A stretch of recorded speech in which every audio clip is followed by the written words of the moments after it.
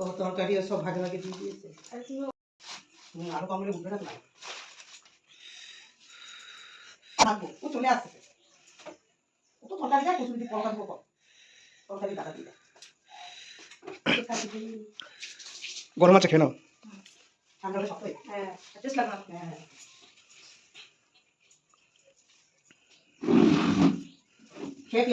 সামনে দোকানটা তো করে মনে হয় কচুরি নাও কি একবার খেয়েছিলাম।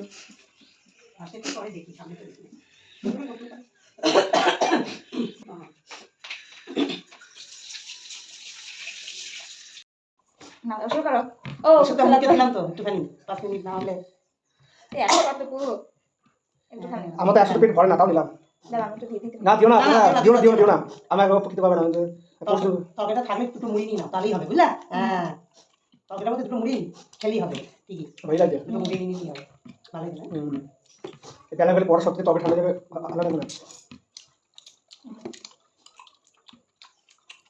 তরকারি বাড়াই দিতে বাইরে হবে এখন তাতে ওই জন্যই তো আমার বাবা বলবো বাইতে পারো একবার খেলাম ঠিক আছে। টমাটো এরকম কি করে হয়? আবার ময়দা আনতে বললাম না, এই আজনা আনা হয়ে যেত।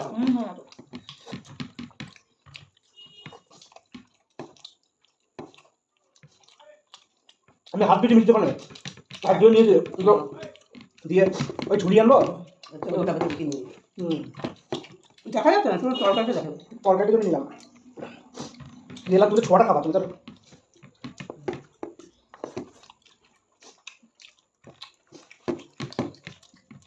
পুরো নিরামিষ খেলে এইভাবে খাওয়া যাচ্ছে না।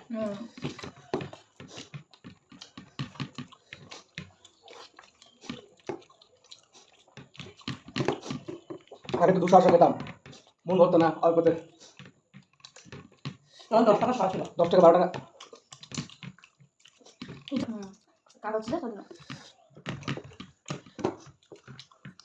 বাইরে ভালো না গাড়া করে পিঠে করা হয়।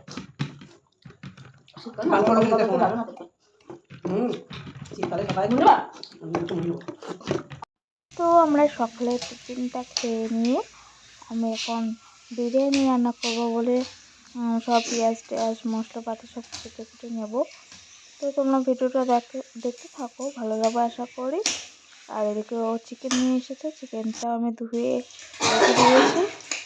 তো এরপর আমি যেহেতু বিরিয়ানি করবো সেজন্য পেঁয়াজগুলো আমি একটু বেরেস্তা টাইপের করে রাখবো, একটু ভাজা ভাজা বেশি ভাজা করে রেখে দেবো, যেটাকে বলে বেরেস্তা। তো তারপরে আমি মাংস কড়াইয়ে দিয়ে দিয়েছি। তো এখানে পেঁয়াজ আর টমেটো দিয়ে আমি মাংসটা দিয়ে লবণ দিয়ে আমি এটাকে ফ্রাই করে নেব।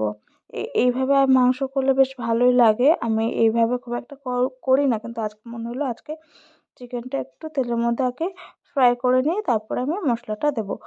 তো কীভাবে আমি বিরিয়ানি আর চিকেন রান্না করছি সেটাই তোমাদের সাথে শেয়ার করব। তোমরা ভিডিওটা দেখতে থাকো, আশা করি তোমাদের ভিডিওটা ভালো লাগবে। আর ভালো লাগলে অবশ্যই চ্যানেলটা সাবস্ক্রাইব করে পাশে থাকবে সকলে। তো দেখতে থাকো আর এনজয় করতে থাকো।